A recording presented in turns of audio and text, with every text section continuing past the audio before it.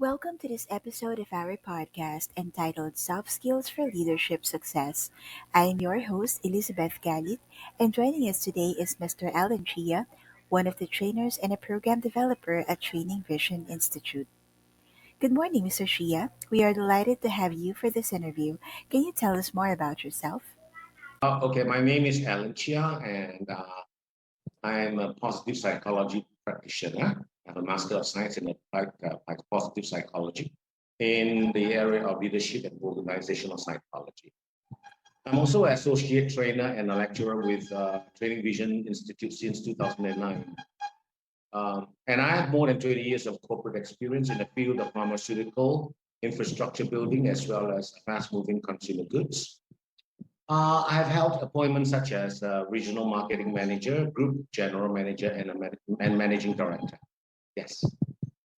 Great, that's a lot of accomplishments and it's super impressive. You really are the perfect person to speak in today's episode.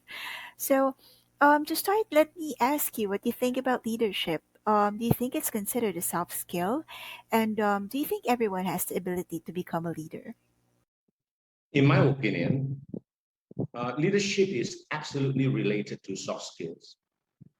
However, I would not credit it as one single soft skill, but rather a comprehensive set of soft skills, such as, I'll just name a few, communication skills, engagement skills, problem solving, decision making, emotional intelligence, cognitive intelligence, social intelligence, critical thinking skills, system thinking skills, design thinking skills, and many, many more.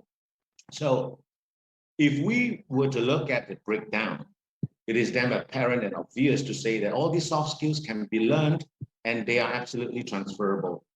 So yes, therefore, anyone can learn to become a good leader if that is.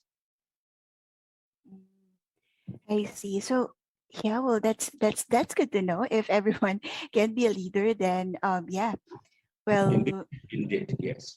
I see. Well, it just got me into thinking because our environment these days is becoming more and more digitalized. And as we all know, businesses are now undergoing digital transformation. And with that being said, what are the measures that leaders need to take in order to adjust from analog to digital business? Like, what are the important soft skills that leaders need to practice in the fast changing digital environment? Okay, I do not want to dwell on this and go into a very lengthy, uh, lit, what do you call it, iteration of everything in detail.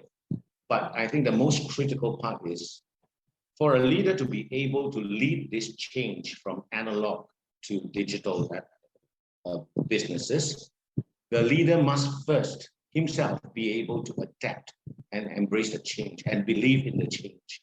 In short, he must be the champion of change. That's the first thing. He would then have to be able to practice the proper change management strategies to lead his team through these various stages of change. So I put it in a nutshell. Yeah. I see. I think I also have to agree with that. I mean, adaptability is important for leaders because, in that sense, all of his team members will be inspired to embrace the change, right? Actually, it's more than that. You need to have the resilience skills. You need to have the positive mentality. And I mean, above all, Mm-hmm. the leader himself must be convinced and must believe in the benefits and the inevitability of change. I Otherwise, see. any strategies or anything that he would enforce thereafter would all be a total flop. Well, I couldn't agree more to that. I mean, it really proves that it's a challenge being a leader these days. And as what we have all experienced in the workforce, the COVID 19 pandemic has made us realize that, we really need an effective leader. In your personal experience, though, what are the most crucial leadership soft skills that you applied during the pandemic or during, remote working? Hmm, that's an interesting question. For me, I would say that one of the most important skills of a leader, for a leader in this context, would have to be empathy and active active listening.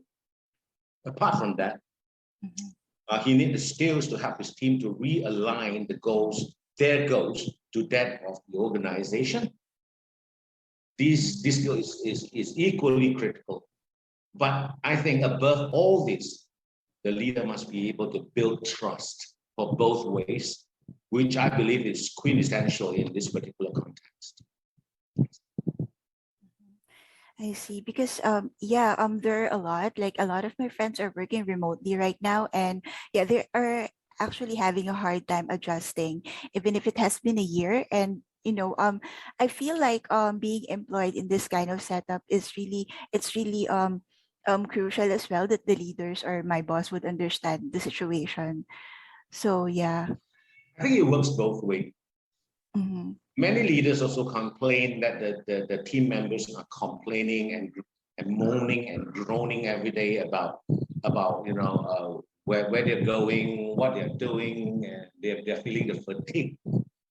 As a matter of fact, just a couple of days ago, there was a report about Singapore's workforce being the most fatigued in the world. Although our working hours is the longest in the world as compared to Mexico, we're Mm-hmm. only the second place. But why is our workforce more fatigued than the rest?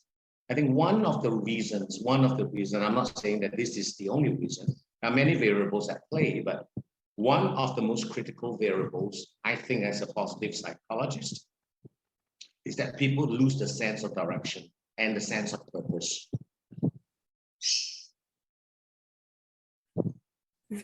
Okay. Yeah. Yeah. So on this note, it is the leader's job, I'm afraid, to realign them back to where they are supposed to be and where they're going. In short, do you find purpose and meanings in all your daily Mm-hmm. what do you call it, hard work and all those back-to-back kind of uh,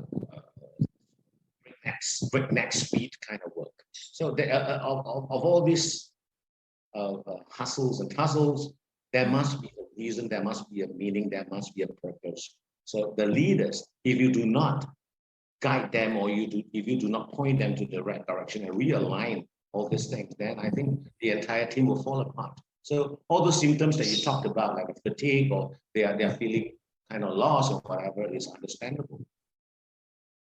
I see. So yeah, in this time, the time in times like this, it's really a huge challenge for leaders to to handle the team. Do you also feel that way? Right. Um, this is a situation that no one has a precedence to learn from or any textbook to Mhm. learn from. A pandemic that long, that big, and That's right. that dragging is a learning ground. Is a very steep learning curve for any leaders globally. So I think yeah, we will learn along the way as we grow. Yeah. So yeah, the leaders can also learn from his team and vice versa in this case. Absolutely, Yeah, absolutely right. I see. So yeah, what advice can you offer to those who are listening right now in the podcast, or those who are now leaders and those who aspire to be a leader? What can you tell them, or what can you advise them? Well, that will sound a little bit too arrogant, but I would say I'm not here to advise all the leaders or whatever. But what I would say is, if I were the leader, Mhm. if I were the leader, I would go look up the true meaning of empathy. I mean, the true meaning of empathy, the true meaning of employee engagement, and the true meaning of employee empowerment. And then I'm going to practice them positively. Remember that the key word here is the true meaning. There is a lot of misconception about, there are a lot of misconceptions about empathy, engagement, and empowerment. I think I'm not here to say that everyone practices it wrongly, but what I'm saying is there is much room to improve for improvement. So go look up the true meaning, learn about the true meaning of all these three components and practice them correctly. And remember, your team members are just like you and me. who needs a little motivation every now and then to keep going, especially at a time like this.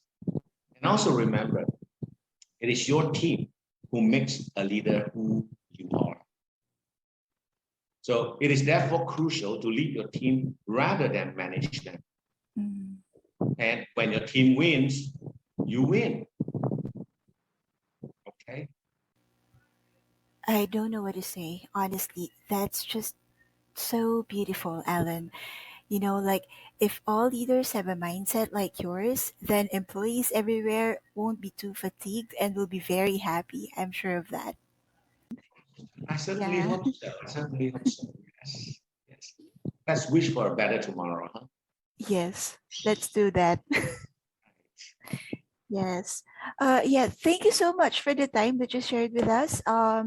We really do appreciate it. And we also hope that we can invite you again for another session, just like this one in the future, if you'll allow it. Yes. The pleasure is all mine. And for the future invitation, you already have my approval. Thank you so much, Alan. We really appreciate the time that you spent with us today, and we are looking forward to another interview session with you.